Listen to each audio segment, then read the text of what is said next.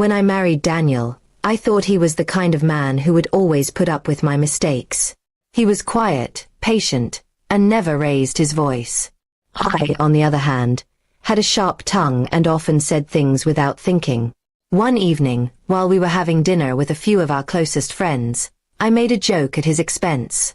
Everyone laughed, including me, but I could see a flicker of hurt in his eyes. I brushed it off, thinking he would forget about it as he always did. The joke wasn't small either.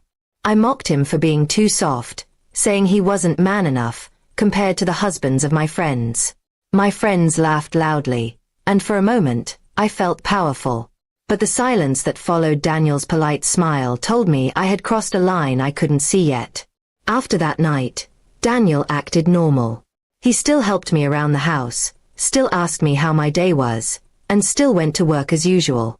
But there was a calmness in him that felt heavier than usual. He didn't argue or defend himself. Instead, he let my words sit there, unchallenged.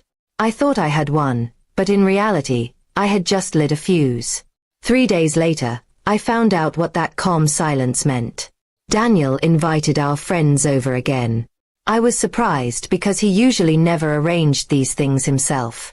He cooked dinner, set the table, and treated everyone with unusual warmth. I thought he was simply trying to smooth things over. When everyone sat down, he cleared his throat and said, "Before we start dinner, I have something to share." His voice was calm, but his eyes carried a weight I hadn't seen before. I felt a nervous twist in my stomach as he looked directly at me. Then, with a steady tone, he began recounting the story of our marriage, how I had supported him at first but slowly turned his patience into a weapon against him.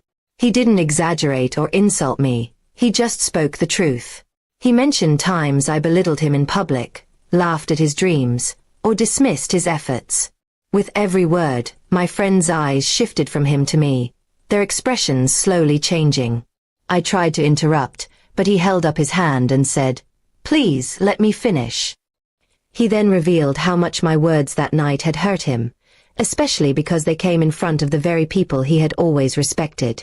"Respect is a two-way road," he said quietly, "and I can't continue walking it alone." By the time he was done, the room was so quiet you could hear the clock ticking on the wall. No one laughed. No one defended me. I sat frozen, ashamed, realizing that the same friends who had laughed at my joke were now looking at me with disapproval.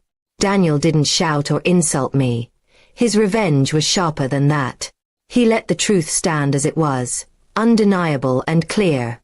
And in that truth, my pride collapsed. After dinner, our friends left quickly, each giving me a glance that stung more than their silence. Daniel calmly gathered the plates, as though nothing had happened, while I sat there in disbelief.